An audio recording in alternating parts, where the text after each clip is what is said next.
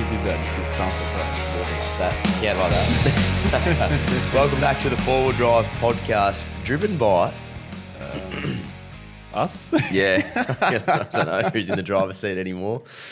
I don't know who's in the driver's seat. It's just us, boys. It's just us now. It's just us. That's all right. That's fine. We're good drivers. Thought we were getting better. Well, I was waiting for you to cue in the sad music. We lost our driver. cue the sad music. Do you have that? Are you able to do that? Like, Cue the sad music. yeah. Right Are you that good? Nah. Okay. Well, hey. Whoa. While we're just- clearing out, maybe I'm we he should. put us on the spot, didn't he? Just get rid of me. But we've still got the Southern River Man with Let It Ride. Yep. Bringing us in. Forward Drive podcast on Instagram. All the episodes are over at BackChat's YouTube. Patrons, thank you for your support. We love yous, and keep getting into the voice messages and checking out the merch on backchatstudios.com.au. It's early again, and I'm struggling. Yeah, we're The back. voice isn't that warm, Yep. and the words just aren't relaying from brain to tongue just yet. Yeah, I can tell your jaw dexterity is not quite there yet. It's not, is it? Oh, you've been talking non-stop since you came in, though. Yeah, Should always. be warm. Yeah, I'm getting there. I've got a warm coffee. Yeah. Now, Ready to go. on the driven by, we could also be powered by, and we could also be Yeah. supported by. We don't have to be driven. Or backed No. by, or caffeinated by, Yeah, put it out whatever you there. want. Mainly caffeinated by, or fueled by. fueled by, Or diesel. fueled by. Hunt and Brew, if you're listening, Yeah. Ronnie really wants you. Yeah. Jeez, we've been knocking down the door there. Oh, no. Surely we're close to Yeah, getting in contact. we should probably just reach out to them, eh? Yeah, I mean, at this point. Where are they? I'm pretty sure they're WA. Hunt and Brew. Look at that. He's got one. He's got some one already. handy. Oh, Finished, it's- obviously. This one's empty. Balcata. Oh. They're in Balcata. Yeah. They're in Actually didn't know this. Balcata. We've- What the fuck are we doing? Driving past there on the way. I know what I'm going after this. No. What are we doing today, lads? We're just catching up, eh? Yeah, we're just having a little catch-up today. No real topic. Nah. We'll no just- run sheet. Welcome to my Nah, world. there's like stuff on here, but it's like we're just here to have a bit of a chat and catch up. Midway Nice. through the year. Yeah. It's just ticked over July. It's still short days, eh? Short days. It's dark. Sunrise dark at early. 7:24 today. Does it? So it's still dark I outside think so. then. Oh, yes. Another hour of Yeah. darkness. Hour. Hour and 1 minute. Yeah. Jaden's been to the gym. I did. This morning. Yeah. Good on you. Yeah. I was telling Dago, I feel like I have to. We kind of expected of him Like, now on it's these early expected to sessions. go, so I have to go.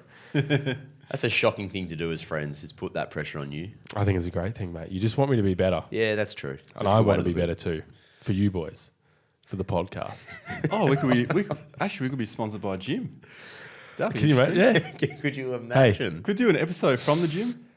Revved up. Come on, Doggo. One more. Not your one more. gym. Yeah, not your gym. You're only allowed in if you're in That's the like undies. Oh yeah. Undies only. No cameras. No cameras, only voice, only audio, that one. Purely audio podcast from Ronnie's gym. But you're allowed to use chalk in my gym, so it's all good.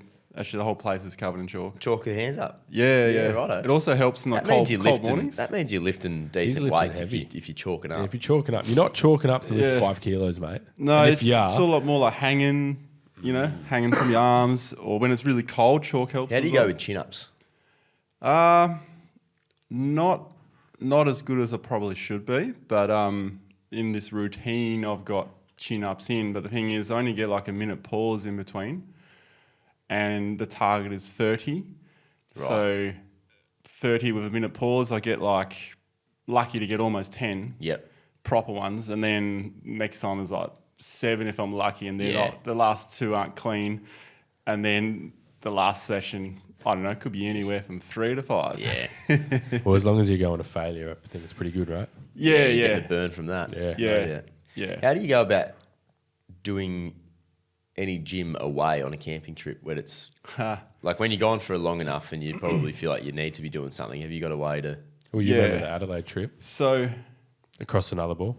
Yeah. Remember that? Well, what was that? Sorry. With the bands and all that. Oh you had yeah. all the- I bring all the some free stuff. weights? Yeah, I bring some stuff. That was with you, me, wasn't it? Yeah, the kettlebell. Right. Yeah, I had a little kettlebell and Yeah. bands, but yeah. Is there anything you bring along or do? I used to bring rubber bands, but I actually got slapped by one the other day, deteriorated. Oh, and came, like, coiled back and got you. Yeah, just on the shoulder. Oh, not good. Strong boy, though. Yeah, it was another time actually. The dog was in there and just got in between the firing line, got slapped in the face. Ooh. Yeah. Like he didn't get in the eye. Yeah, so I stopped using these old bands. Yeah. Get frustrated. But I used to bring the bands to like with me, and then in the morning I'd be up pretty early. I'd try and get in there before anyone else is kind of up. But I don't like breaking a sweat at camp in the morning. It's just like nah, you know.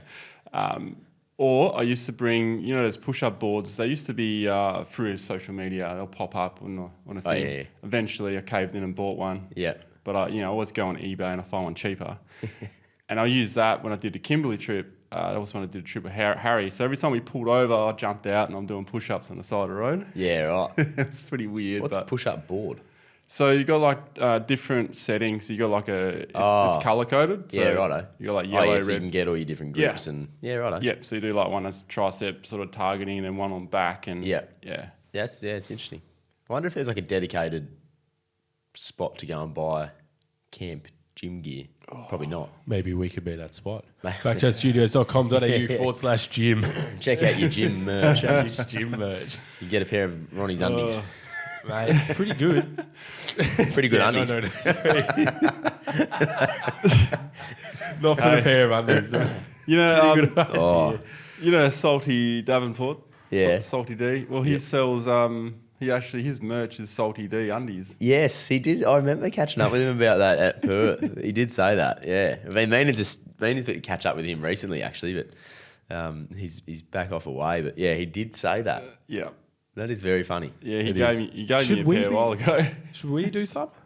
Undies. Yeah. Undies. Ronnie Dahl, gym undies.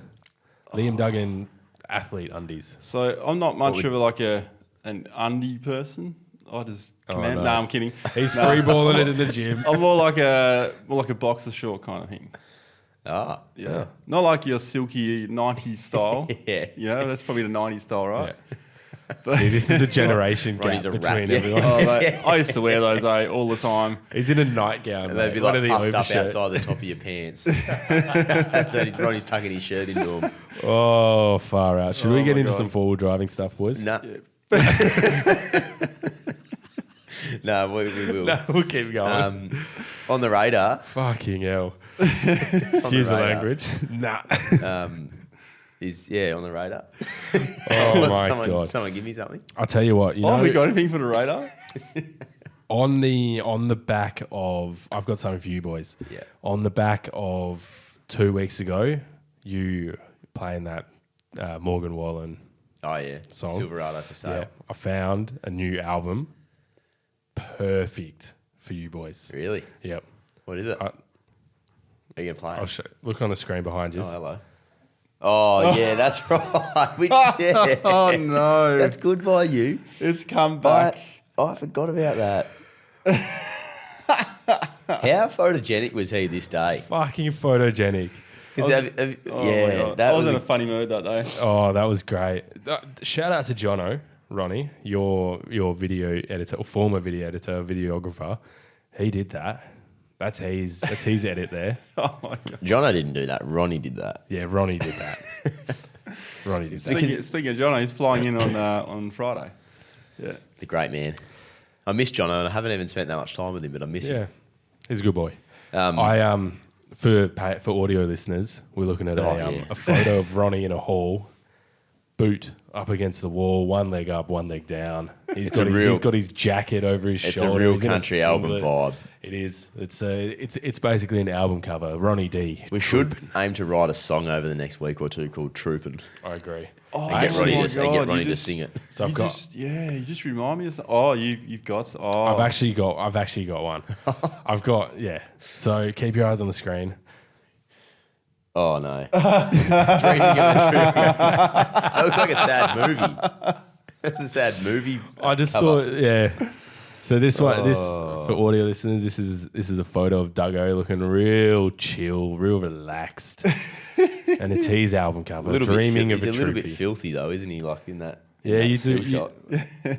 And he's put his Ranger in between two troopies on this. Yeah. Right now, in that moment, my car was parked between Two troopies. two troopies. You really were dreaming of a troopie. And I still love the Ranger, but geez, that was You're tough. almost pouting.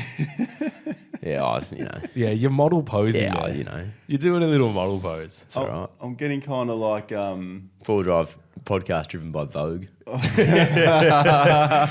I'm getting California Oasis sort of vibes. Mix those two together there. Yeah. Can you get your this is on the radar, so I have no idea where it's Yeah, going. go. Can you get your computer's Yeah. normal The background. You know the background that Ronnie and I reckon's the perfect. Oh.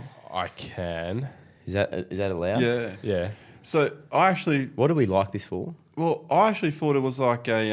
like when you have a series on Netflix and the whole screen comes up? Yeah. I thought it was... Yeah, one like of that, those, and then the heading will like float in or something Yeah. like that. Yeah, Because it had a Great heading call. on it, didn't it? It does. Yes, it does. Yeah.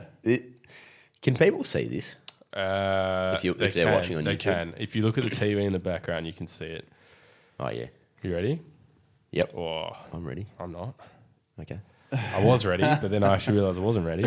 Did you add the grain in that one? Yeah, you would have. Yeah. Yeah. Stylized it heaps. There we Yeah. go. Look at that, people.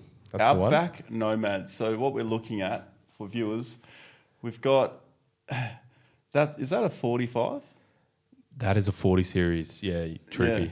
So we got like this sort of salt bush in the front foreground, or like a coastal bush, I'm guessing. Yeah. We got like Prado, maybe. No, something that's a Right, RAV4. correct. That's a Prado. Is it Prado? Yeah, you got it. And behind it, we got a 40 series. And 40 all you can series. really see is like the roof of the cars, and someone's on the roof strapping some cargo down, and it just looks like. Or is it a body? Moving on. Little lady in the corner there. What's the boot of this car? There's a boot right in the right hand corner. And that's a head. What? Yeah. Yeah. No, like there in the corner. Oh, is That's it? I reckon that's hair. a 60 series Land Cruiser. Oh, Yeah, that's the back of a 60 series Land Cruiser. When I dive into this, it looks like a little bit of an outback bushy murder mystery TV show. It could be that. I reckon couldn't that's it? what it looks like. It's not didn't give me that vibe originally, but now that it's a Netflix show, Yeah. that's what I'm getting. It is. Yeah. Well, you went straight to the body being strapped on a roof. Well, it's obviously a surfboard, but No. You can see there That could could be be like- be a knee. someone's knee, Yeah. popping up there. Anyway, that's a cool photo. Thanks, mate. What segment was this again? On- What are we talking about? Outback Nomads. So this came across my desk. This is actually on the radar now. Yeah, this is actually on the radar. Oh, Far I thought out. that was. Oh, it kind of is, but Well, that is. We've Jaden got- and I are struggling a bit, aren't we? Yeah, Jesus. You guys got a bit of a throw thing happening, eh? Yeah, I'm on the end of it, but Jaden sounds like he's I was in the hoping middle I of was on the end of it, but I'm not really on the end of it. And I'm sitting in the middle of it. it. Yeah, you're about to get it. Oh. You're in trouble, mate. So this came across my desk. Article on the ABC: car makers could be using could use the new vehicle efficiency standard loophole to put higher polluting cars into Australia before the new vehicle efficiency standard comes in. Right, so the government have agreed to delay the official start by 6 months. So it goes back to July 2025 now. Gives me That's a when little it bit of time starts. to buy my. It does. Is Land this Cruiser. something to do with election? No. No, okay. Well, I mean, yes, everything's to do with election, but no. So they're negotiating with the motor industry to push it back to July 2025, right? So in part to allow time for systems to be adapted into the new laws. There's a loophole in how vehicles are registered when they come into Australia that allows car manufacturers to import their highest polluting cars in the first 6 months of the scheme and then sell them over the next 12 to 18 months, right? So the scheme, in the first 6 months of the new vehicle efficiency standard, car manufacturers are going to be importing their highest polluting vehicles and then selling them over the course of that next 2 years. Oh. And that doesn't count against their total emissions target. Oh, so they bring them in within that 6 month Yep. period, and then they're able to sell them, and it doesn't count. Yeah, Providing because they I can just make them repeated in exactly time. what you said, but yes, no, exactly right. processing Because unlike other markets which register imported cars at the point of sale at a dealership, Australia's imports are registered for approval at the port, which means they can be bought and registered before the NVES formally, like officially begins, but then sold at a later date without them being counted under the scheme. There you go. Oh, so Cheeky. if a ship is late, that could cost them a lot. If Yes. it's June 2025, Yeah, and like they'll yeah, be sitting there. and the waiting. wharfies are striking. That's really going to stuff them over. But that's it. That's really interesting, isn't it? Like that's probably I know we've covered It's the only NVES yeah. like A little holistically, bit. but that's a pretty good little bit of information there. Interesting, isn't it? So other countries aren't getting the same. Well, some other markets, yeah. So they register their cars as soon as they're sold from a dealership. Right. But Australia registers them at the port. So I buy my Toyota through Toyota. I'm on the wait list, say, which I don't think you can get on the wait list for the 70 series at the moment. But like, say I was doing that now, and it comes over. It's not registered as I purchase it, which is like in some countries. It's when it gets here. Is that what you're saying? Yeah, at the port. So when it gets to the port, that's when they get registered. Right. Interesting. I'm just going to pull my laptop out because I've actually got Yeah, go. I've actually got all the highest selling cars for the last 3 years. I did a bit of research on this the other day. He brings his laptop out and just monsters mine. It's way better. Well, no, not I better. edit Bigger. this, so Bigger isn't always better, mate. It's better, Yeah, it's bro. I've got the air. this also that means that they can get more credits because the NVES uses a credit system. Yep. So they can get more credits to use over like that 2-year period, which will allow them to like more easily meet their climate. It's a cheeky Obligations. loophole, isn't It's it? a cheeky loophole, but it's very confusing. Like, so it's obviously a massive deal for the car industry if you know they're looking for these loopholes and they're pushing it back and they're going to do this because rather than not trying to just nullify the whole thing, they're more focused on pushing it back, or maybe they know that it's not going to happen to nullify it. Yeah, that's an interesting it point. seems to me so the government won't be able to close the loophole in time before the scheme begins. So it's open. There's nothing they can do about it. But it seems to me that it's almost going to be a standoff, right? Because car manufacturers are going to have to bring their stock, the cars that they're importing forward. So the deadline that they would have had is now going to be a lot closer for them to import cars into Australia, right? Yep.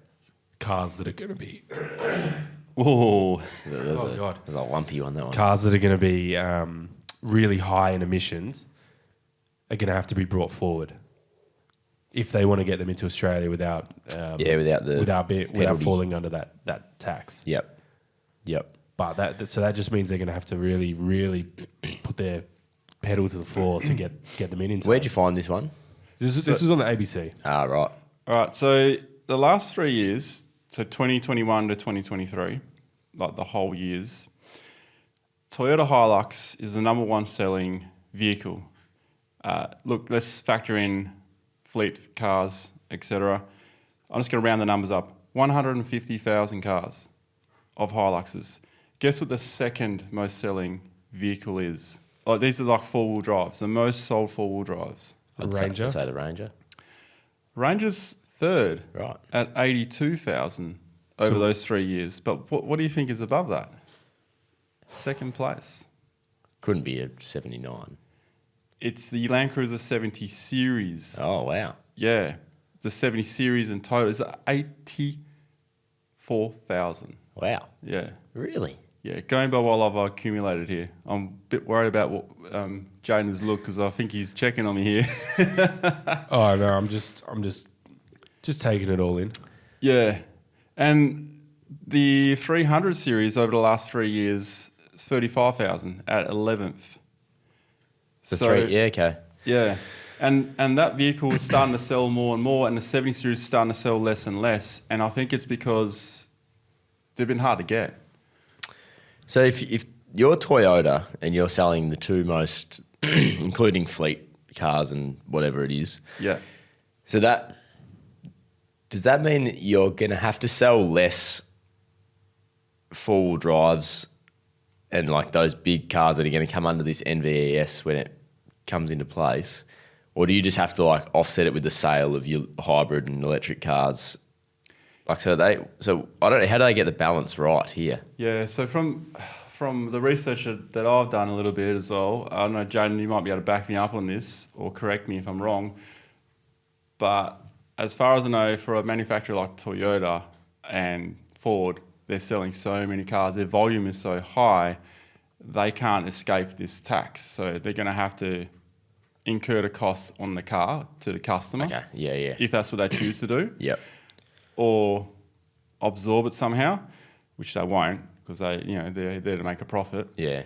But someone like INEOS, the Grenadier, because they're only selling so many cars a year around the globe, like 20, 30,000, maybe 40,000, it's not going to affect them at all, which means that for a consumer, those prices of the INEOS, I don't know, like I'm guessing and speculating here, but I would say that price is going to be quite attractive compared to, say, like maybe like a 300 series or something, because they're going to incur more cost. Yep. It's a heavier car, like you said, it needs a bigger motor to drive it. You can't put a Prius setup in a 70 series, can you? Yeah.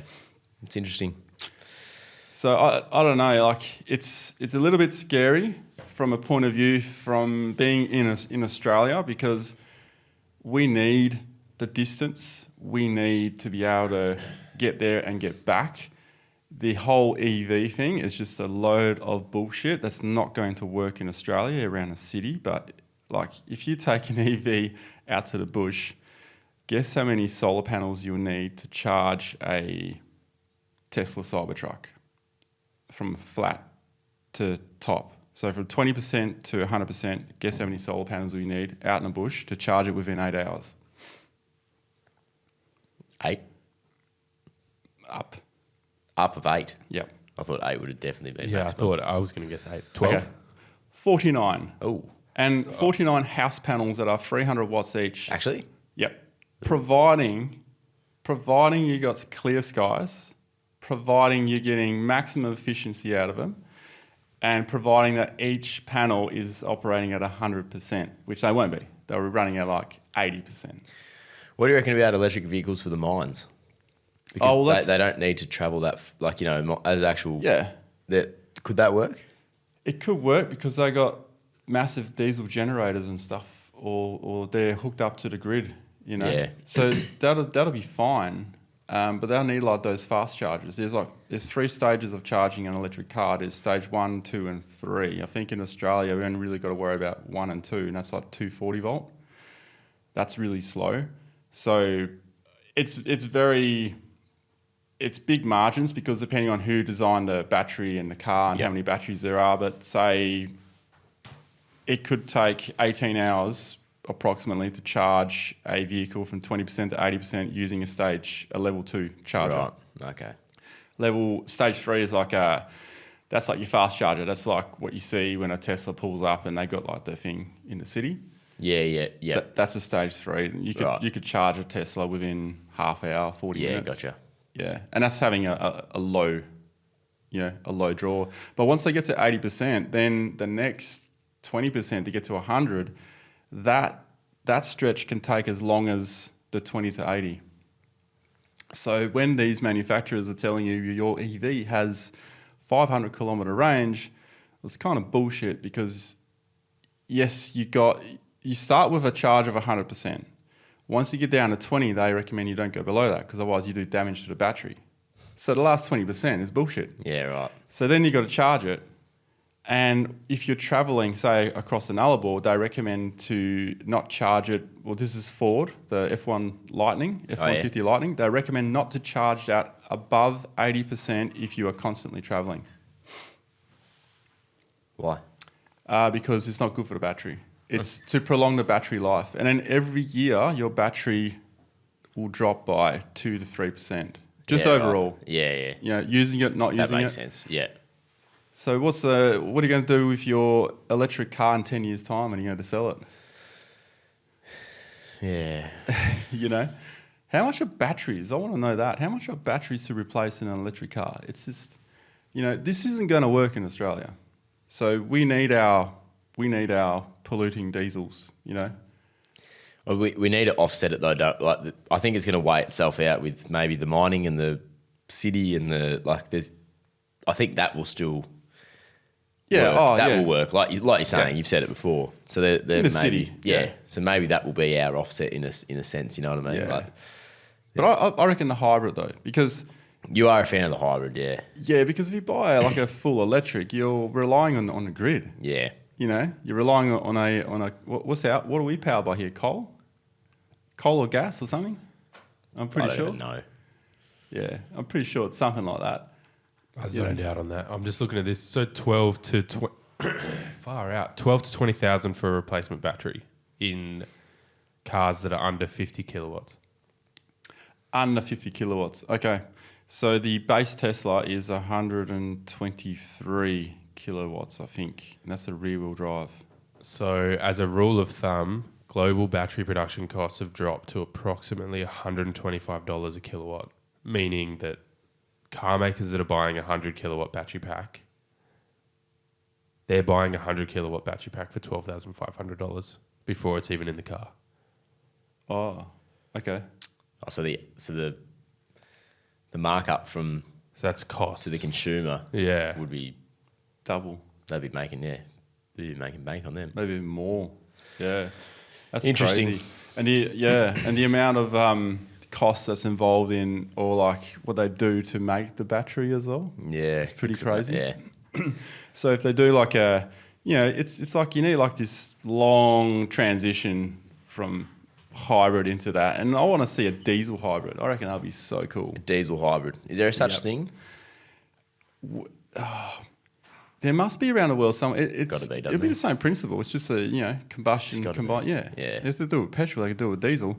And you kind of have the start of it, like the Hilux with the 48 volt. Yep. That's kind of like the That might beginning be the- of yeah. this, The start of the long transition. Yeah.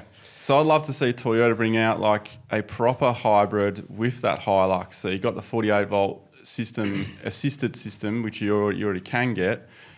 I reckon they should have like the hybrid Hilux. You got like SR, SR5, you got the Rogue. Let's bring in like, I don't know, give it some other fancy name. I reckon that'd be cool. What would you name it? Electro. Electro. Electrolux. Electrolux. Hang on, that's a brand. a vacuum brand or something. Or something. Electrolux. Copyright. Yeah. Might be a bit hard. Hybrid cars seem to be the way to go, though. Yeah, because you run out of fuel, you can still carry a jerry and get out, and then while it's driving, you can charge the battery. Yeah. And then you wouldn't need 49 solar panels to charge your car. No, that's going to be tough to carry. You could just have some kind of solar system that could, give it a bit of a trickle while you're there or something. Yeah. But the cool thing about if you do have a full EV car, how you can like run your house off it if there's like a power outage, right? So imagine if you had that with a hybrid and you had it out in the bush and you ran your camp, it would barely touch the battery bank. You reckon it would barely touch the battery bank? I reckon you could run inverters, all kinds of shit. And Really? Yeah, you could probably run a vacuum cleaner. Really? And yeah, it will slowly sort of come down a bit, but it's a lot of power. Like if you can run a house off one of those, look, I understand they probably wouldn't run a kettle, a vacuum cleaner and a hairdryer all at the same time. Many old houses probably struggle to do that without blowing a fuse.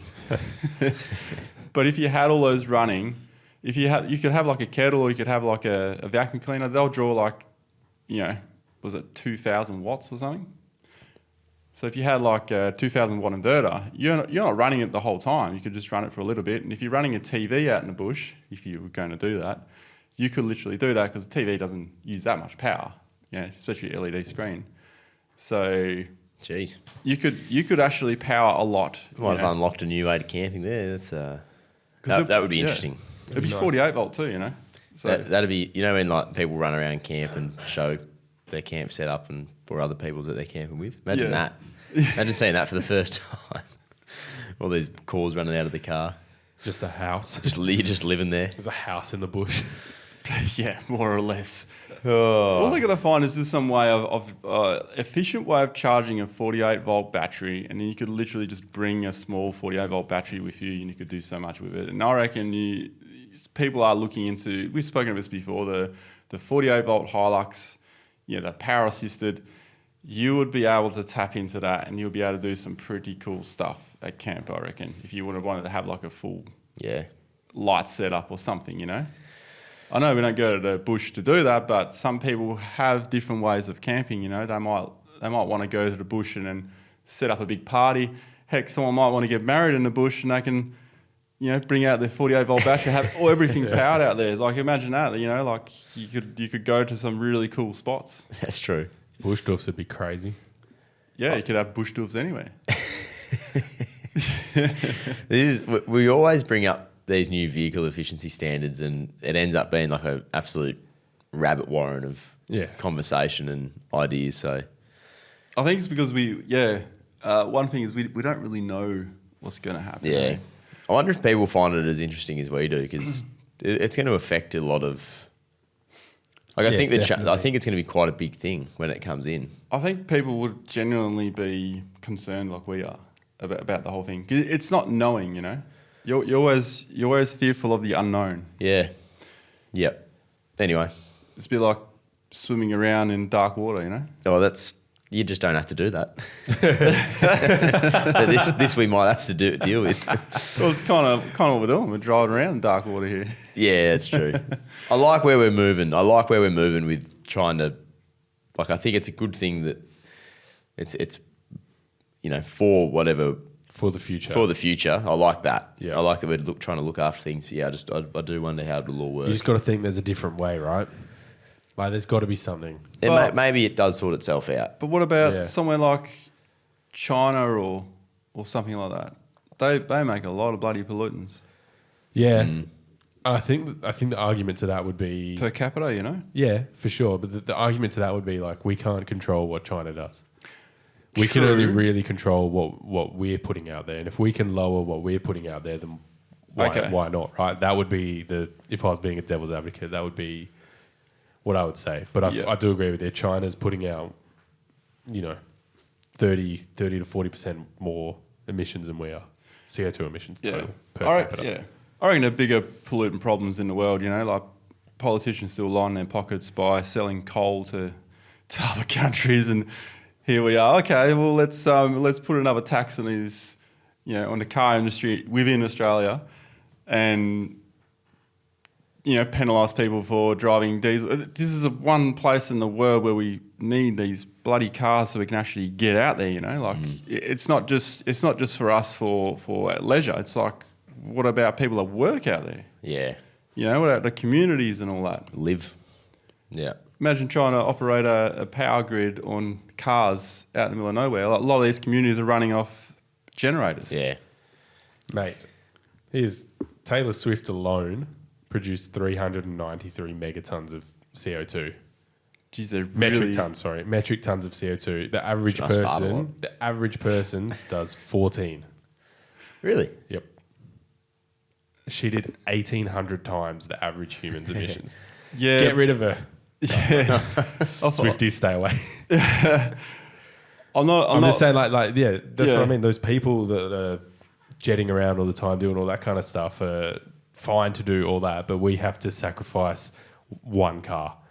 That we like, you know, our one car, but they can't give up jetting around everywhere. Yeah, but I mean, put it into perspective though. Like, she's got 2 planes. One flies all her equipment around with the bands, right? So there's multiple people. You got to account for every single person on the plane, I reckon. Oh, I didn't realise you were a Swiftie, Ronnie. Oh, look, I'm not a fan of her music. No, well, clearly you are. We all are. But I just find it hilarious how like all these articles are like on how much emission she makes. You know? You just got to stop farting. Yeah. Seriously. What's that? What do the cows drop? There's the cows. Is it the fart or is it the burp? One of them. Yeah. Probably both. Yeah, no. Obviously not being completely serious, but yeah, I think that's a very funny stat. Yeah. Anyway, let's get off these new vehicle efficiency standards. They're too deep. This is meant to be a catch-up chat. Yeah. We're catching up on the new vehicle efficiency standard. All right, haven't you been here? Let's completely change this up. And Duggo, I want to know what your morning routine is like day to day. Oh no. Normally, and then what is it like when you're camping? Oh no. I don't have a great morning routine. Well, that's why we want to hear it. day to day. Yeah. I get up, Good stuff. I have a shower, I get a coffee, and that's the three things that I tick off in the morning. Oh wow! So, in your caliber of the sporting world, you're not going straight for a glass of water? Well, actually, I do. I just go to the tap on the way to the shower. But no, I don't have a great morning routine. I actually got asked this last week, and I reckon it's because to help with the morning routine, you need a good nighttime routine. So I reckon that the nighttime routine comes before the morning routine. You need to set yourself up nighttime with a good sleep. I reckon healthier habits at nighttime, I reckon, will set you up for a better morning every time, rather than having your morning routine down pat, getting a bad sleep and still waking up. It's probably a good thing to do, but I reckon the nighttime routine is more important, the way I look at it. Do you snooze? Yeah. Yeah. You're a psychopath if you don't snooze. Do you snooze? Yeah. Sometimes. I can see Ronnie like waking up, like, bang, push the doon up, I did this morning. like fly out of bed, like, Yeah. UT, another day. I find it. Seize the day. Which I get there. But I forget Yeah, it just takes a little while. But how do you guys always here before me, you know? No, you come from. Anyway, my camping routine though, I don't reckon I have.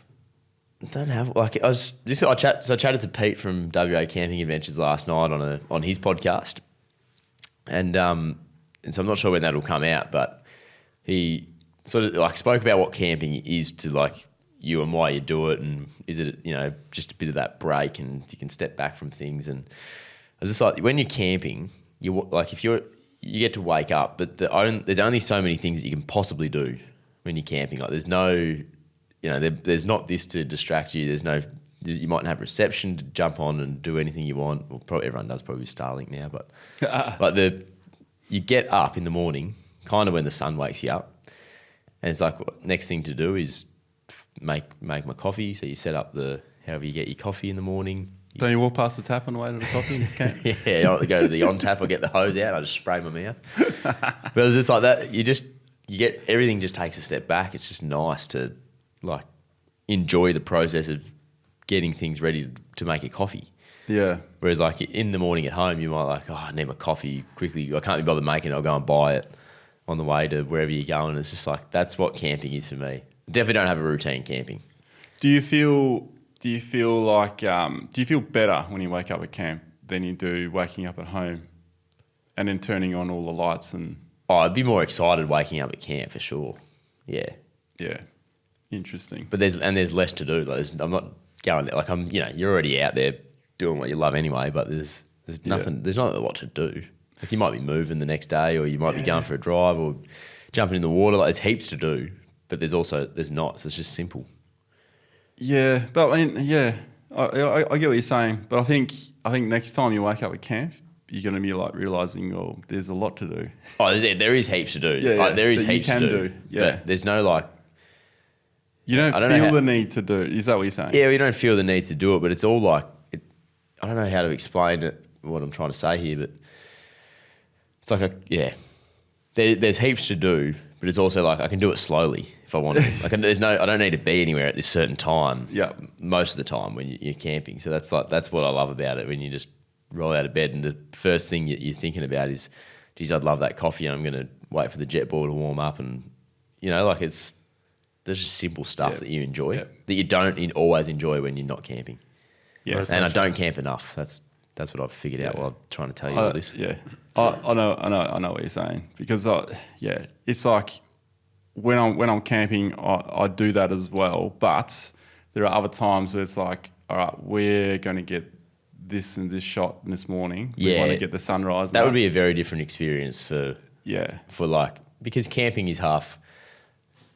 It's half your that's your livelihood to go out camping in a way. You know what I mean? To bring what you bring to people, you've got to be on. You might have to have a bit more of a schedule or be up with the sun because you need that shot, or because people want to see that. Yeah, it's just getting that nice shot. So it's not always like that, but sometimes it's like, all right, it's 4 a.m. This is during summer. It's like out of bed. Yeah, that's the one place I will snooze a little bit. Yeah, because you you just take it all in. There's different smells, different sounds.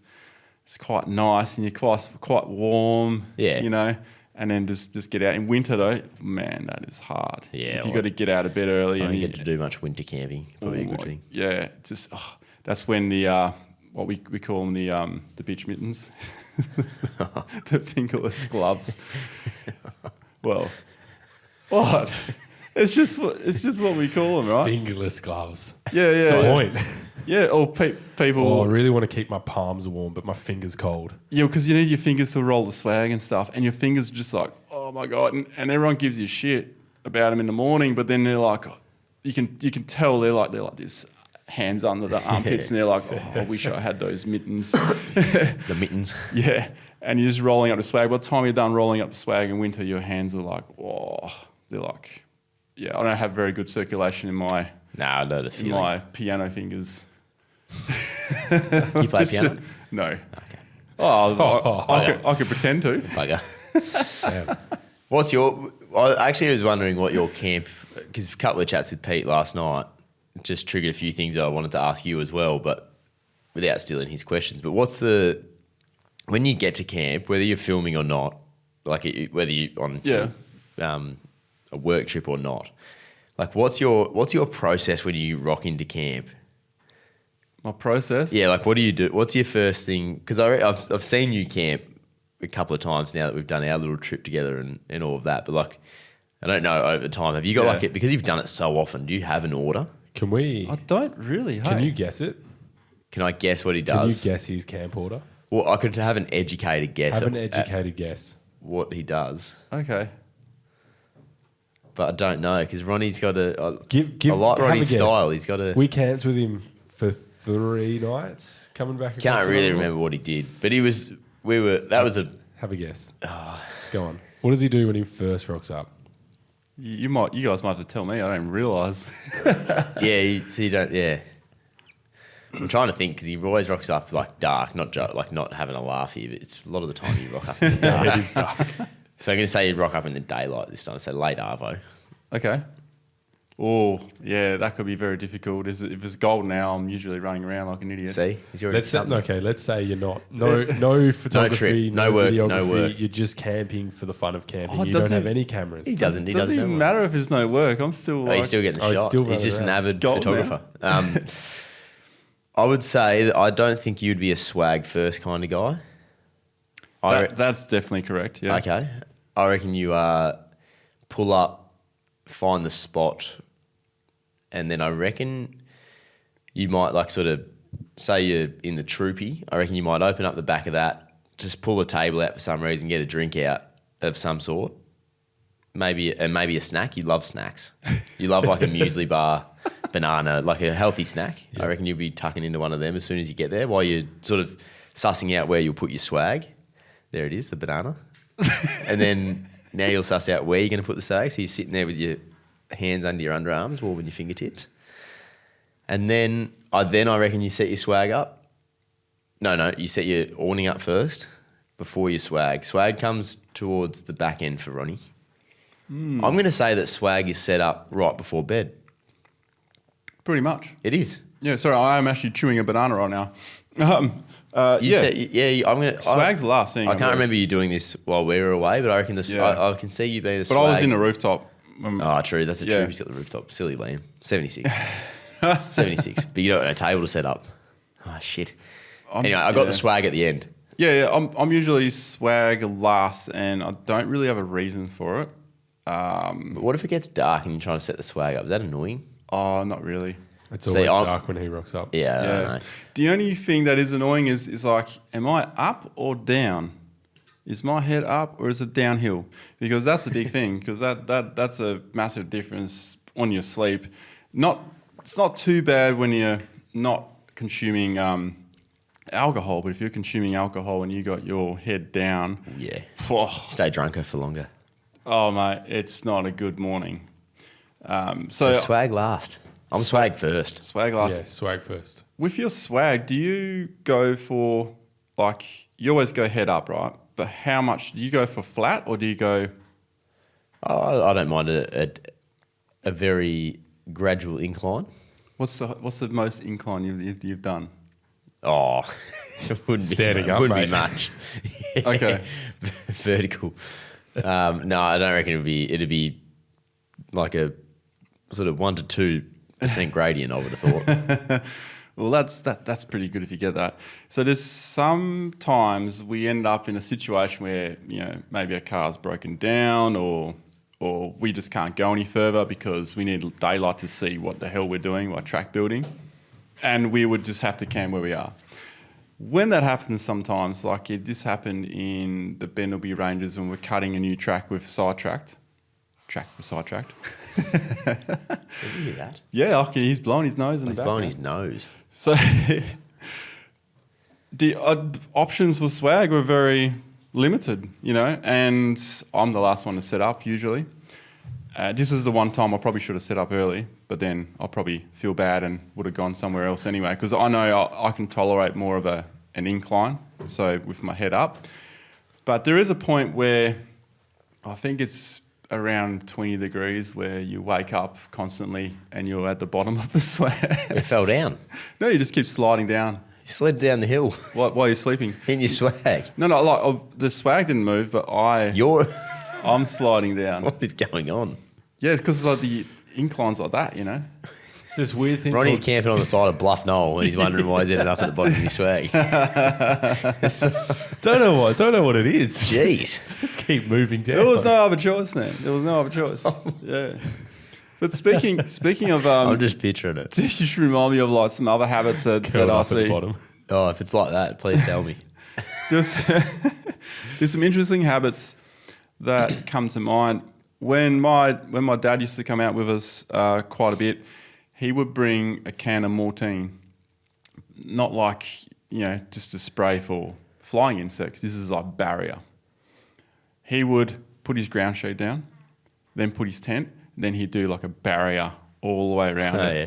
And his routine was very like, he had it like, it was like almost like a military routine. He would do right. this, then this, then this, then this, boom, it's there. And he'd be the first one to set up. Yeah. He'd also be the first one to pack up in the morning. He would pack up to the point where he'd have no chair, no nothing. He'd just be standing there. And then the rest of us are like, oh, I know we said we're going to leave at 8 and It's now 10:30 and you're still standing there. still going. Yeah.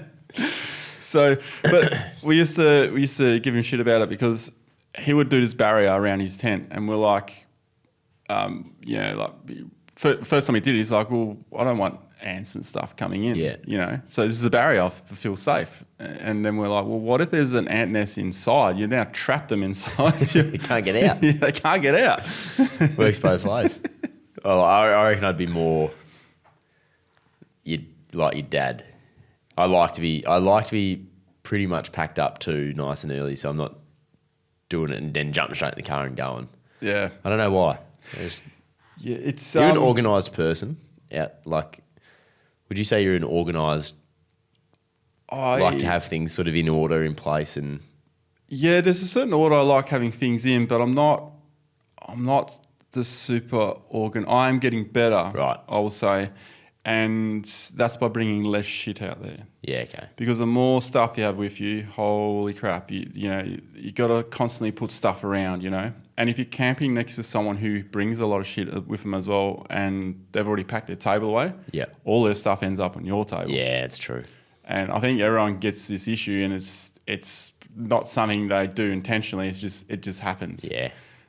So that's why table's always the last thing. Quick to little go in. segue into tables. Have you found one for the 76? Because that was your video recently that you said you struggled without a table. That's right. I've got to go see Sean because he put a table on the back of the 76, but it was his old version.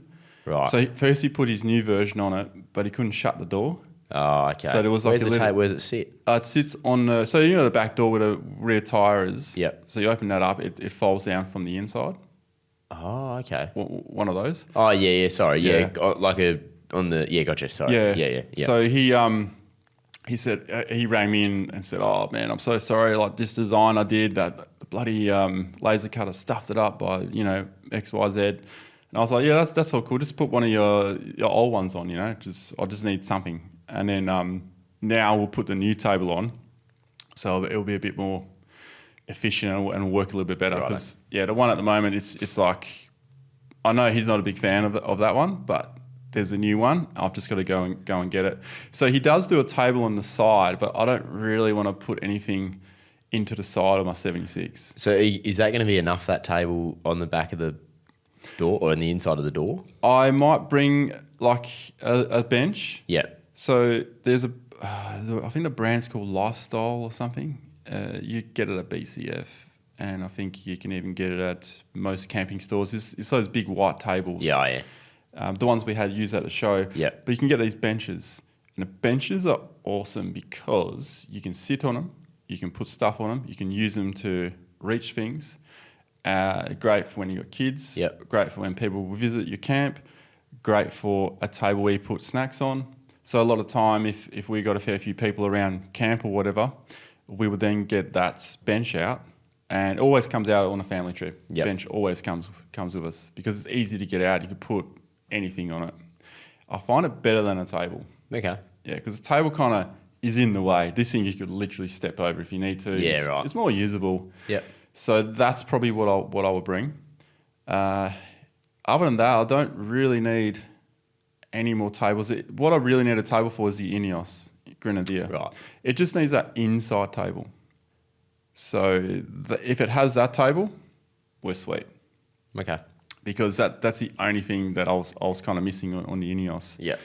And I'll be taking the NVES and the 76 down south this weekend, flying Jono back in from Queensland. So we'll head down, hang out with Harry for a couple of days. Yep.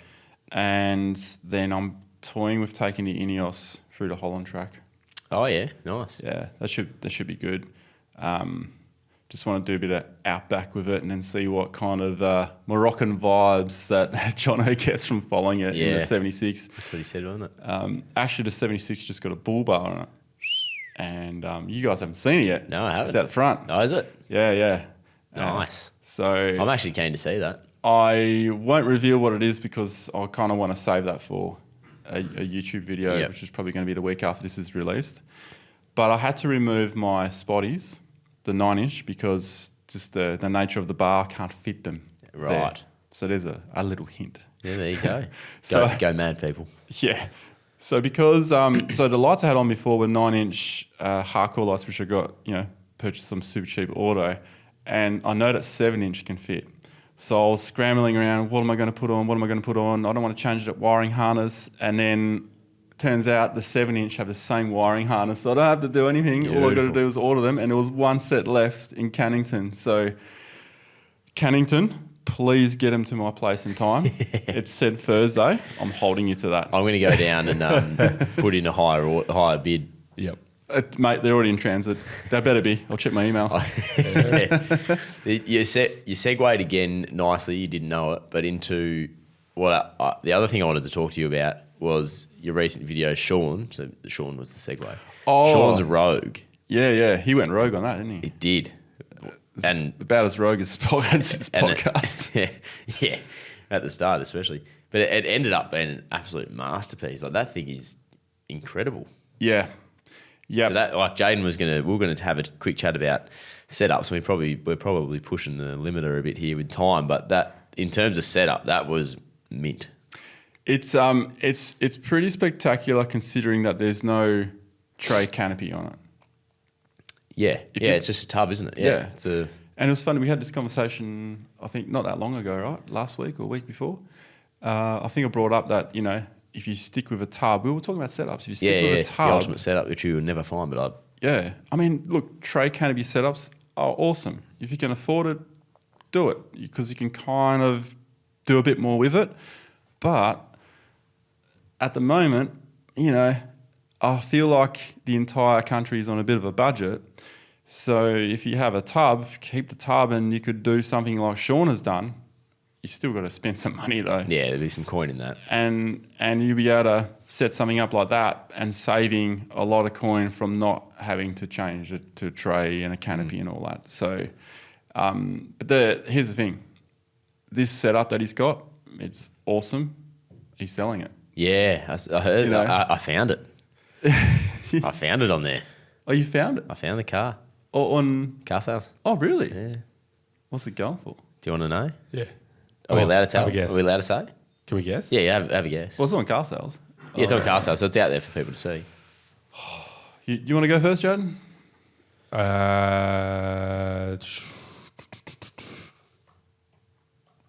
75.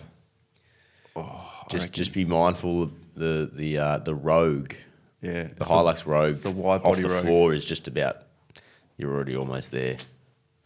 And it's not... Yeah, it's pretty Jeez, new. I didn't want to go too high. It's a 2023 as well. Just keep thinking. Oh, I'm going to say 120. Ronnie.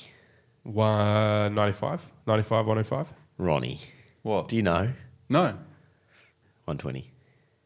You're kidding. No, 120. On the well, dot. that's when I saw it. I'm just going to double check today that the price hasn't changed. Sean, you don't put it in at 120. You put it in at 1199999 8. Yeah. So that's where it's at. But Okay. I haven't met Sean, but I like his stuff. Like everything I've seen of his Mission 4x4. Mission 4x4 looks bloody quality, and he's gone all out on this setup in the Yeah. back, like all out. It's a bit of a mix of quick pitch and his Mission. stuff as well. But his kitchen is pretty damn spectacular Cool. on the back, I've got to say. And Cool. It was very hard to kind of There it is. show how many configurations you could do. It kind of felt like, yeah, I kind of felt, see how he's Yeah. looking on car sales. You see his car's got the fridge out with the table out. It's just sticking out.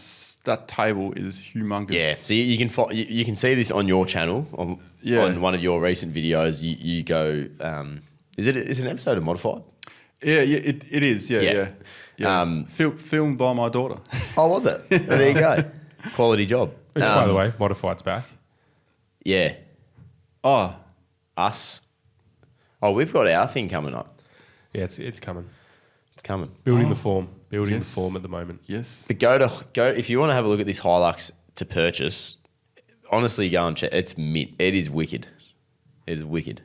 And you can tell he loves the car as well. Like he genuinely loves that Yeah. car. But the thing How's is- the 70 series Yeah, I know. panel that he put in the side of it? Like, Yeah. have you watched it? Well, I've seen you've a probably little bit seen of a it, lot but of his I've been stuff pretty anyway. busy. But He yeah, said it was pretty tricky to cut that because there's 2 layers of metal and the other one's on a different angle. So an what incredible we're talking about on a Troopy and a 76 series, you've got these vents on the back, and those vents you can put like a little hatch on I it. can't really explain this. And they're like, if you get Sean's version, they don't even screw through it. They just clamp onto it. It's a good way of putting it on. It's got the proper red arc system too, and like, Yeah, it's got the shebang this car. But he's taken that what normally goes designed for a Troopy and a 76 and put it into the side of a Hilux. yeah, it's pretty cool. That's a brave cut because it is actually sitting Yeah. level too. Backed himself with it. Yeah, there it is. Is it Anyway. level? It's level. Look at the curve and the folds and Yeah, the risky business. I would have butchered that. In, out, breather. Something Yeah, like that. so Yeah, water. water in, cold or hot out, and then a breather. Yeah, And then he's got the water tank over the axle. Okay, I saw that. Yeah, I think there's a photo of that in yeah. here.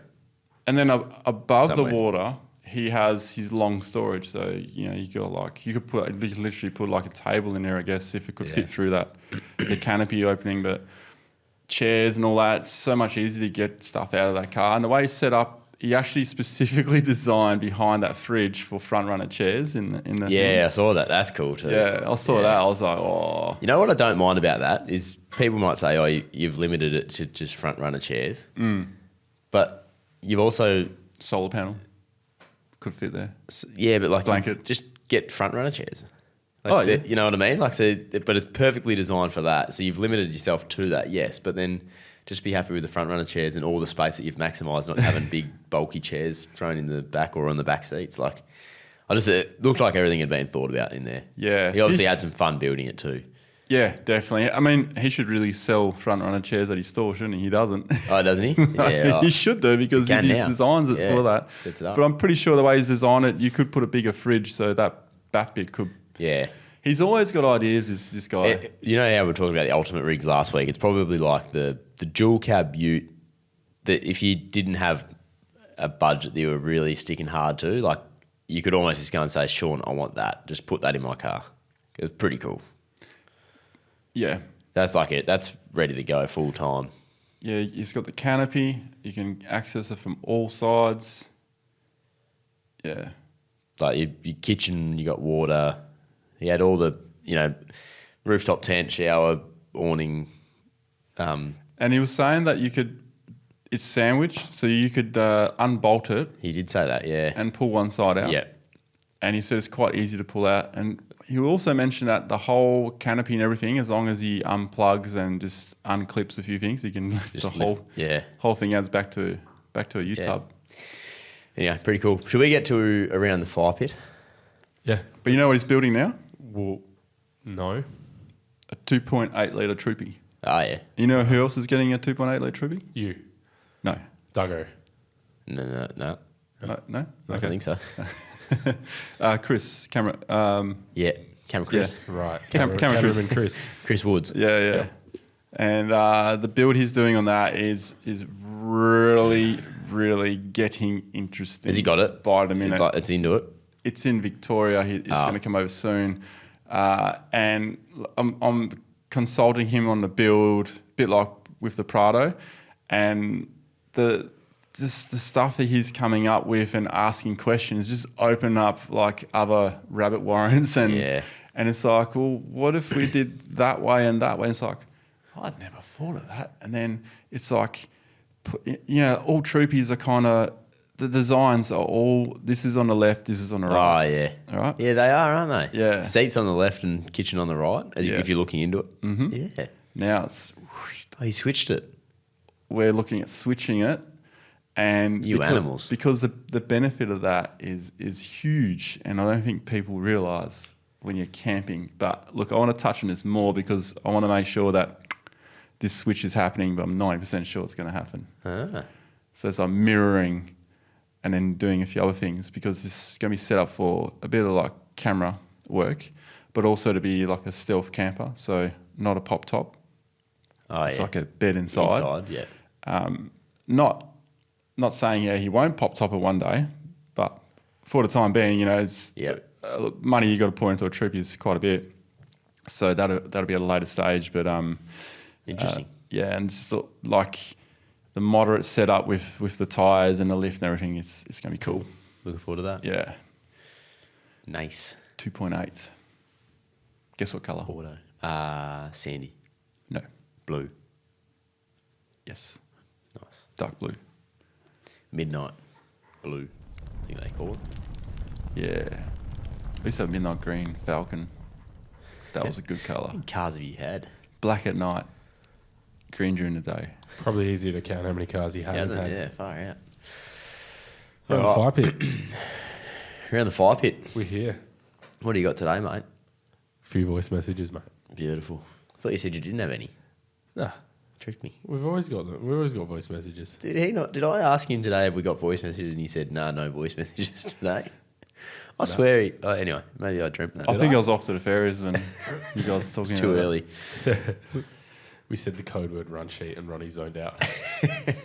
We didn't even have one today. Yeah. I can't believe I started eating a banana earlier. I was like, hang on, right. people are going to hear me chew. Great. Hey lads, long time listener, first time voice recorder. Love that. Just wondering your opinion on going camping in the rain. If there's predicted rain all weekend, do you still go down for the trip or do you pull the pin late? Cheers boys, love the show. Oh, if it's raining, hell yeah, go camping. I love the rain, especially if you have an awning.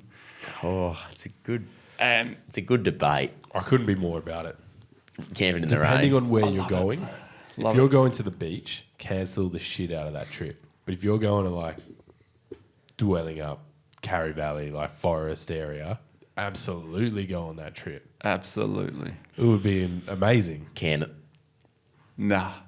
Nah, Absolutely. mate, I just want to be different. And if you're in the desert and it's raining, that's even more special. That's Get out of there.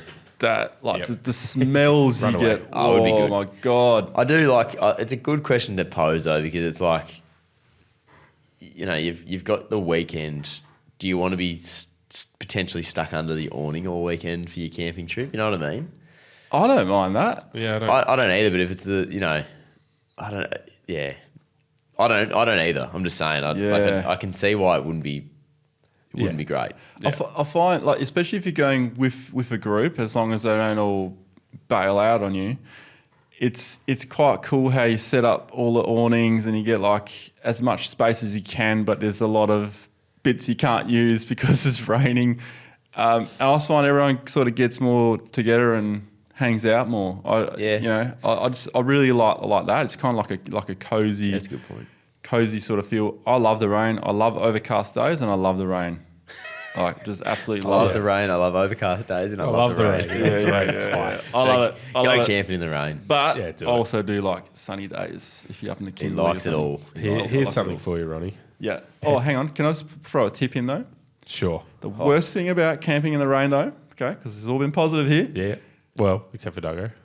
He hates it. Firewood. Hates water. You're like a cat. Never call me that. I don't like cats. Yeah, you haven't met my cat, so I already don't like it. I can hear him meowing now. Firewood. For goodness sake, if you buy firewood at the servo, make sure it's not green, because if you've got green wood and you're camping in the wet weather, you are not going to have a fire. Yep. You are not Firewood going from to the have a servo fire. is terrible, isn't it? Yeah, it is. It is. So in that sense, buy some firewood when it's kind of off season. Store it at home, in your shed, or in the basement, whatever you got, and then bring it out in winter. You're gonna have the best cracking fire. Great. Petrichor. Do you know what that word means? Petrichor. Petrichor. Something to do with fire. No, it's the smell of earth after rain. Oh, is that what that is? a Yeah, weird some name. Australian scientists came up with the word Petrichor. petrichor. Petrichor. It's a weird name for a scent. It is, isn't it? Petrichor. I like it. Oh, That'd how's be the petrichor. Oh, can you imagine that as like a tree in your car? You know, like those smelly trees. Oh, the Petrichor. yeah, Smell like it's raining? like an air freshener. I think the rains are coming. What's that smell? Petrichor. You like Petrichor. it? Jeez. How's it spelled? Hey boys, love the show. Can you guys see a remanufacturing of older four drives kicking off now with the new emission laws and that are coming along? I can sort of see something like that there happening, especially for pre-Euro 5 vehicles. As in, I assume he means like the remaking of like a 40 series or something. Yeah, like Or a that's what I 60 was sort of series. thinking. That would be cool. oh, you mean like restoring? No, like redoing them, rebuilding them so that you can still use them. Oh, as in like altering the engine and stuff so you can still use them. I was more thinking like Like actually like an remaking anniversary them. edition Yeah. of a 40 series kind of. You know what I mean? Like that's what I was picking up. Yeah, I thought the same thing, but it could be either. I can't see it happening at all. Oh, you mean after the fact, right? Yep. Yeah. Well, it could be, but it'll be very somewhat different. Yeah. Like- Be cool though. Yeah. But why would they? What would be the point? They're not doing it now. They're not remaking them now. If they, no, I don't see it. I don't see it. I mean, it'd be cool if they did, but you never know. It's a bit like if the motorcycle was invented today, it wouldn't be legal. Yeah, That makes right. sense. Yeah, yeah. So to build, Right. to redo one of those older version of any car, it would have to have all these other standards applied to it, and just wouldn't. It'd be almost impossible to make it look the same. Does that make sense? Yeah. I'm not sure if we're understanding. We're all on a bit of a different page, I reckon, Yeah. with what he... Okay. I don't think they'd remake them. It just... I don't think I'm understanding the question then. I don't think I have either, maybe. Let us know if we answered your question. Or a bit more detail on the... Yeah, or a on bit the more detail. What do you mean by remake? Yeah, remanufacture older Remanufacture four-wheel or drives. Maybe he's talking about like. Have you guys seen the movie Interstellar? Yeah. Okay. Oh, he's talking about going to space. No. Right. We're still on Earth here. Good movie. You know the car he drives off in. It's like the pickup truck. It's got this stuff going back to the exhaust. Yeah. That's like a remanufactured to pass emissions. That's how I understood the question to start with. That's not what I was thinking. And then I realised that maybe I didn't, and then I went to this other one. I don't know. I'm just thinking of seeing a cool 40 series like that one in the photo of Outback Nomads, and it's got like the new 2.8 litre auto in it or something. Yeah, but why? It won't look like that, would it? Won't look like that. No. There's no reason for They won't keep up with the Ford Ranger or the Hilux or the... There's hard edges. There's they got to put airbags. They got to do all this stuff to the car. You know. Yeah. In saying that, I would love to see it. Yeah, would love to see it. I just don't think they'll do it. Yeah. Not in Australia. G'day fellas. So I drive a 105 series, solid axle, and every day I commute about 20 minutes on bitumen and then into 40 minutes of a pretty rough corrugated dirt road. And, it's pretty bloody bumpy. I used to have a BT50 and it was just way smoother on this drive. Doing this every day, it takes a bit of a toll. It sort of feels like I'm rattling the car to bits. I guess I'm wondering, what tyre pressures how low can you go for it to be safe for that, road driving, but then get that comfortability and grip on the dirt? And will mud terrains help, or, I've done suspension, but yeah, I'm sort of just wondering, the tyre pressure thing, I'm not too sure about where to go, or how low's too low that you're sort of putting yourself at risk on the road. I'd just love to hear your thoughts on that. Cheers. How low can you go? Look, I did a video recently just about that subject. I would highly recommend you jump over and have a look at that. But taking your situation, your circumstance, if you are only doing 20 Ks on the bitumen and then you're doing 40 Ks on the rough stuff and then you have reached your destination, that's 60 kilometres overall. I would assume you're probably adjusting your speed a little bit, or maybe you're not because you're just so fucking bumpy you just want to get there. So I do get that. We do that sometimes. So you might be sitting at quite a high speed on the bumpy road. But let's just unpack all that. At the start, on the bitumen, you could get away with driving at 30 PSI. It's a 105, so it's quite heavy, being solid axle and all that. I would try first at 30 PSI, leave home, 20 Ks on the bitumen. Just be aware that your steering might be a little bit heavier, but you should be fine. Then get to the corrugation, do that, and then see how that works. And then maybe if it's still a bit rough, try and find that right speed. If you can't really find that, then maybe go to 28 and then try that process again. But I understand you don't want to do 20 Ks, then lower your tyres just to do the 40 Ks, and then you go home and that'll be a pain in the ass. So I do understand that. So if it was me, I would start at that, and then I would even go down to 25. I just don't want to tell you to do that, but I would try 25 at some point and do the commute again and see what it's like. Because it's only 20 Ks and 40 Ks, it's not too bad. Just don't, as long as you're not sitting at a really high speed, then you're fine. Mud terrain, all terrain, doesn't really matter. With that circumstance, you're going to get more or less the same result. Where I would say a mud terrain is better is if you're sort of climbing scrabbly rock, or you got like sharp bits that can puncture your tyre. Mud terrain is better there, particularly for rock, because it's like, think of grip strength. So your fingers, with a mud terrain, you've got bigger gaps between the lugs. You've got bigger lugs. It's like having bigger fingers and grip on much better. There's a video where you see where I took the 2.8 up this rock crevasse, and it slipped quite easy because it was on all-terrain. But then you look at the same vision with the 79 with mud terrains, it just didn't move at all.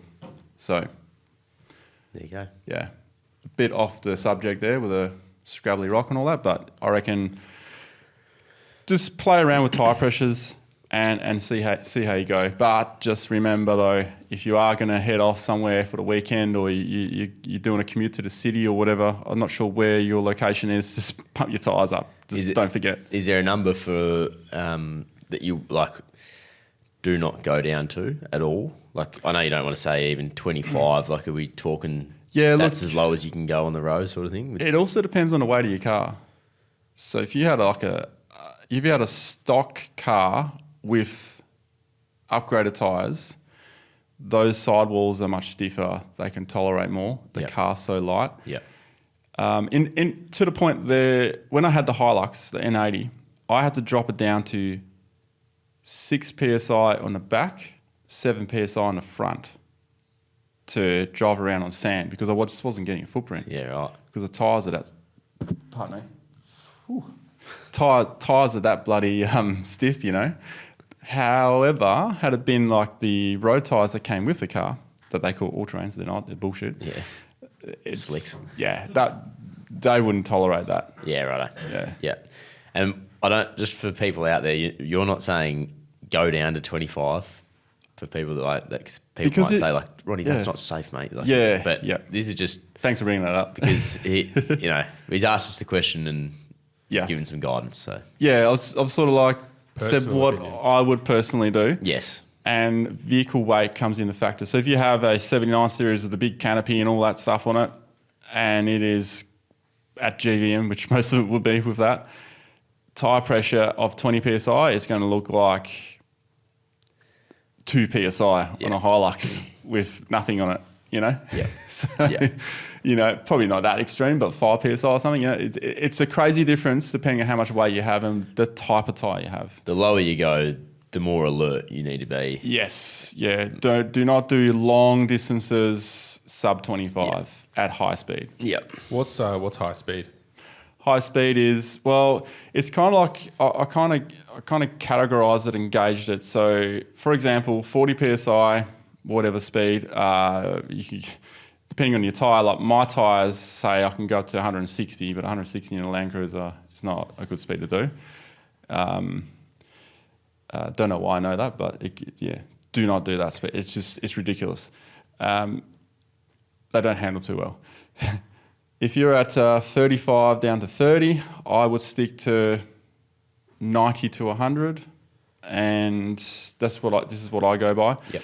And if it's 25 or lower to 20, then in that area I would sit on about 80, not for very long though. And then it just keeps going down. And once I'm down to like 15 psi, whatever low range allows me is what I'll stick to. That said, the Grenadier would allow me 70, 80 Ks in low range. So in 40 Ks, I would say, Yep. is a limit. Cap the Yeah. It all comes down to weight. People are also worried about tyres rolling off the bead and stuff, but it's kind of it's people that tend to write this kind of stuff sometimes, I feel like they haven't rolled the tyre off before. Maybe. I don't know. Being on the sand so much in WA, I'm sure a lot of West Australians can relate to this as well. They have gone down really low because they've been bogged and they've been trying to get off a beach. And they get off the beach finally and they find themselves, oh, shit, I was below 10 psi just to get off this beach, you know? It's like Bornholm Beach down south. Yeah. That the locals know it as 8 psi, right? Right. But That's how low you go. Yeah, but this guy's in a midnight green GU Patrol, twin locked 8 psi, walk in a park, mate. And there we are with like heavy 79 series, and it's just 10 psi we're up. G'day, lads. I've got a question around premium diesel versus normal diesel. I know there's a lot of conjecture out there about whether or not premium diesel actually has any benefits. So I wanted to hear your thoughts on this. Second to that, do you use any fuel additives, or have you used them in the past? Like Fuel Doctor, Liquid Moly, anything that has purported benefits of cleaning your fuel, cleaning your engine. I'd like to hear your thoughts of whether it's worth it and what products you would endorse, obviously knowing that you're not sponsored by them. Thank you. That's a really good question. My fuel additive days were when they got rid of Super. Yeah, I'm going back in time here. You're old, bro. Yeah, man. Lead replacement. Then only in really petrol cars have I been, convinced by the V8 supercar commercials. Put this and this shit in your car and blah, blah, blah. To be honest, I never found a difference. With diesel, for a short period of time of 2 years, I worked with Caltex. They were on board as a sponsor. That was great. Got some fuel, so that helped a lot. No longer though. But when I spoke to them, I like to dive in nitty gritty about stuff. So I summons the meeting with technical guys and all this, and I asked all these questions and found out that in fact diesel fuel, the oil, that crude oil that had to be turned into fuel was not actually from dead dinosaurs. It's more from dead trees and seaweed from the past, by the way. There you So go. I was a bit disappointed about that one. I thought, we were driving on T-Rex and brontosauruses. And That's where your mind went. Yeah. Yep, we're a bit off track here. So bringing it back. So I then asked them what about additives and stuff. And they were saying that no, that they already have the stuff, like the anti-foam and all this stuff in that fuel. And also learnt about where the fuel comes from in the world. So at that point in time, I don't know if I still do, but it was BP and Caltex were the only two that were kind of refining fuel on soil, on Australian soil. But I think that might have ended. So all the other fuel was coming from 7 different places, and whoever had the most surplus would then sell it at the cheapest because they couldn't fill their stock up anymore. So they would come and buy our fuel quick. Here's the prices down. That's how the fuel price is kind of controlled as well. So people would go, okay, so I'll buy fuel from here. But there were 2 in particular that were kind of poor on quality. And that fuel we're actually getting to Australia. So additives, I've never put any diesel additives in any of my vehicles. I have never felt the need to. And yeah, I can't say if there is one that's good or not. I mean, I know there's injector cleaners and stuff that might work for older cars that have flogged out injectors or whatever, or you have a problem with some dirty fuel. That's where maybe you could use an additive. But what I would recommend instead is get a secondary fuel filter so you can hopefully catch most of that foreign matter before it gets to your main filter, because you're doubling the chance of catching all the shit that's in the fuel, because you do find some stuff in the fuel. I always find stuff in my filters, whether it's algae or just there's black stuff from somewhere. That's what they're saying here is, if you don't have an extra fuel filter or you're not using additives, then maybe premium diesel is worth it, but there's no benefit on how the car runs or anything. It's more of the cleaning agents and protection through the premium diesel. Yeah. Which is what you would get with a filter or an additive, or it's kind of that. There's the first thing it says is it doesn't actually boost the octane rating or anything like that. It's just cleaner. Yeah, it's just clean. I know that Caltex, which is Ampol now, they used to, it was worth getting that for that reason. It's cleaner. It's got some cleaning agents in it, so it already has that in it. Yeah. But I often you don't get that option out in the bush. Nah. If you're at Newman, if you're at Carafa, Port Hedland, Broome, you have the option. Anywhere in between, not likely. Yeah. Along the Nullarbor, pretty limited. Yeah. You just put in what you can, and that's where I think secondary filters is better. The difference in the fuel or the range you get, I don't think would be offset by what you're paying extra. Yeah. I just don't think.